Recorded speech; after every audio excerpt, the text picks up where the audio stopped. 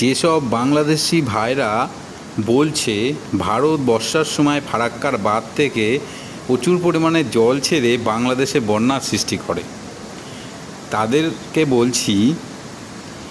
এই যে বাঁধটা দেখছেন, এটা হচ্ছে ঝাড়খণ্ডে একটা ছোট্ট নদী স্বর্ণরেখা নদীর উপরে এই বাঁধটি তৈরি করা। সারা বছর এখান থেকে সেভাবে জল ছাড়া হয় না,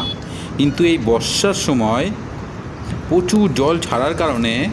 ওয়েস্ট বেঙ্গলের প্রচুর জায়গায় বন্যার সৃষ্টি হয়। ওয়েস্ট বেঙ্গল সরকার বারবার বলা সত্ত্বেও তারা এই জল ছাড়ে, কারণ তাদের কিছুই করার নেই, কারণ জল না ছাড়লে বাঁধ ভেঙে যেতে পারে। শুকনোর সময় যখন বাংলাতে মাত্র 20 ফুট 25 ফুট নিচে জল পাওয়া যায়, আমরা টিউবওয়েল দিয়ে সেই জল তুলে ইউজ করি, সেখানে এই উঁচু জায়গাতে